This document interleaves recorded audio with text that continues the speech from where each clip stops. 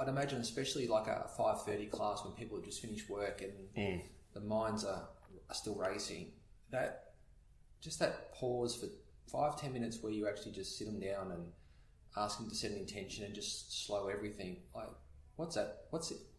How would you describe the energy from when they get in to when they actually get the chance to just pause and create some space? So nice to be able to have that chance to stop before you start your asana practice. Sometimes it's difficult as a teacher because people come in after work and you can sense this need to want to move, and you just want to sit for a moment and find your breath.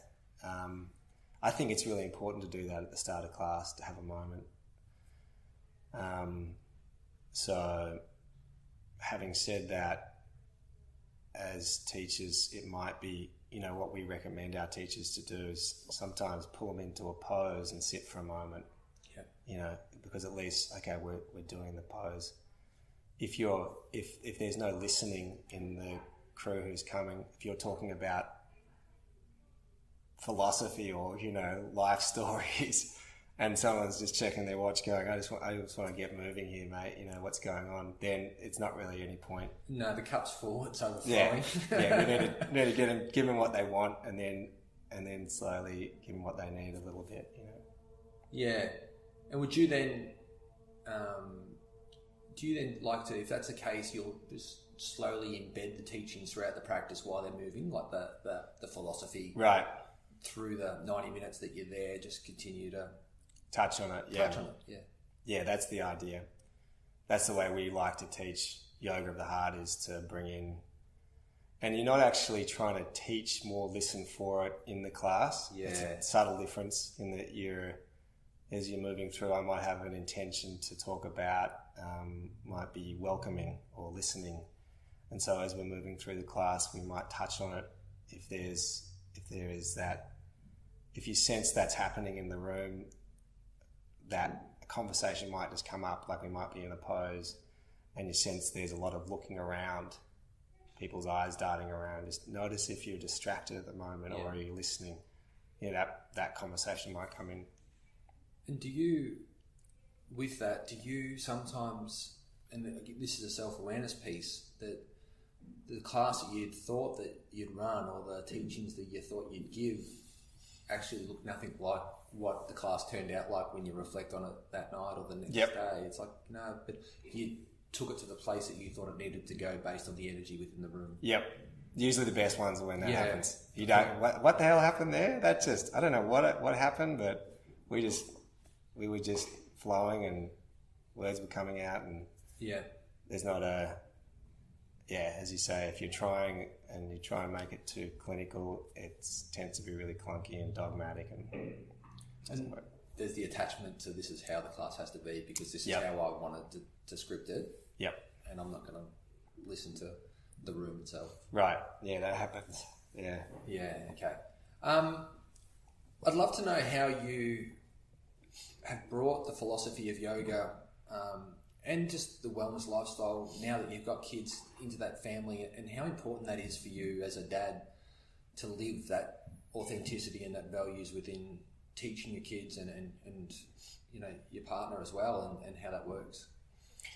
Yeah, it's deeply, obviously, as I said, yoga is a lifestyle, so everything is yoga, and a family life is I think it's interesting because in yoga there has been a preconception that leave your family, go and meditate in the mountains, become enlightened, that sort of that old sort of thing. And I'm very much of the, well, hey, I've got a beautiful family and I love these kids and this partner of mine so much. I want to do it through that. So I feel like in the trenches yoga is what I'm all about. The shit's hitting the fan and there's stress going on at home. This is a great teaching. What's going on for me? I know that feeling. Yeah. So and I, as terms of parenting, I remember one of my old teachers said that in terms of parenting, don't try and be a good father or a good parent. Just try and be a good person, and that's the best way to parent. That's the kind of rules I have for being a good dad, is just try and be the best person I can be. And yoga certainly helps out with that.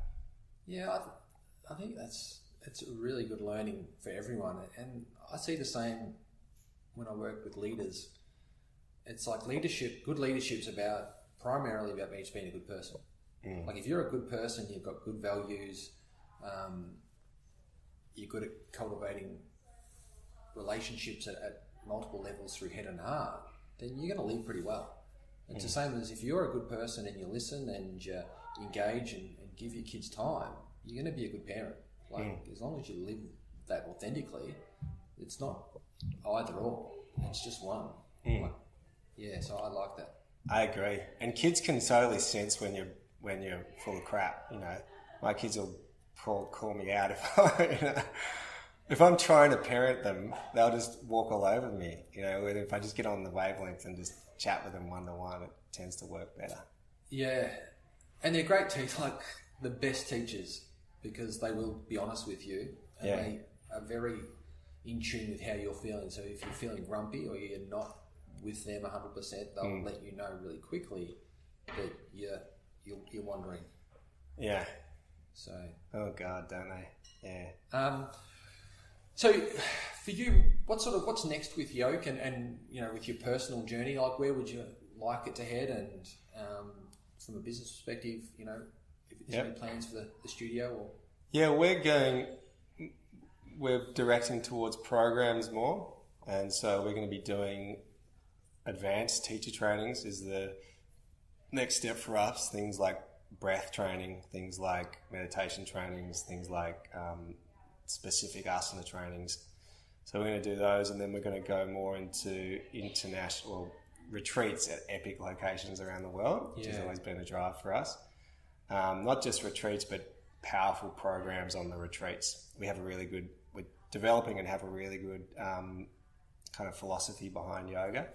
So we want to bring those into the retreats and also bring that into our online programs. So I want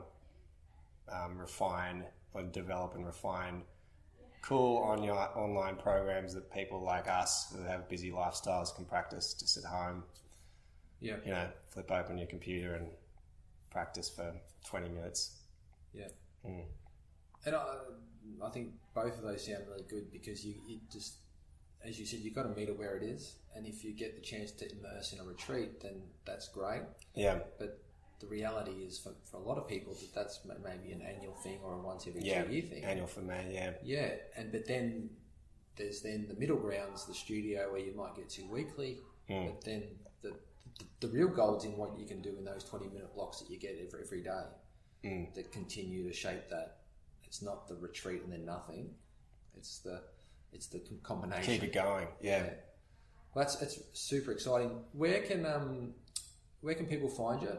From the internet, Instagram? Okay, my Instagram is Chris Crido Wilson. It's Chris Krido Wilson. And yokeyoga.com.au is our website. And that's probably the best way. Yep. Perfect. Thanks, Luke. Thanks for that, Chris. Really appreciate it. All right. It's time! So, what did you think, Chris Wilson? I thought it was a really good chat. As I said, I really enjoyed sitting down. We caught up and we sat in one of his yoga studios, which was really nice with the legs crossed. That's something that I normally wouldn't do. I got some really good takeaways, from Chris. I just loved the spaciousness of his answers and the realness of them. I hope you like it. If you want more of me, you can get me at ecolifecoaching.net. Luke McLean Mindfulness on Instagram, or Eco Life Coaching on Twitter. I hope you like it. Check it out. If you want to listen to some more of my episodes, just jump onto iTunes and you can download those. And if you do get onto iTunes, I would love it if you gave me a bit of a rating or a review. If it's not a good one, that's okay. Anything's good. But that sort of just helps build a bit of traffic my way. And, that helps me get some more listeners, and I can start to create a bit more of a movement through these podcasts. Also, if you could, and this is the target, if you did like the podcast, try and forward it on to 3 people. So that's the challenge that I'm going to use going forward is if you can give this one to 3 more, then that's going to help me hugely because I want to get this thing rolling. So I hope you liked it. See you next week and chat soon, guys.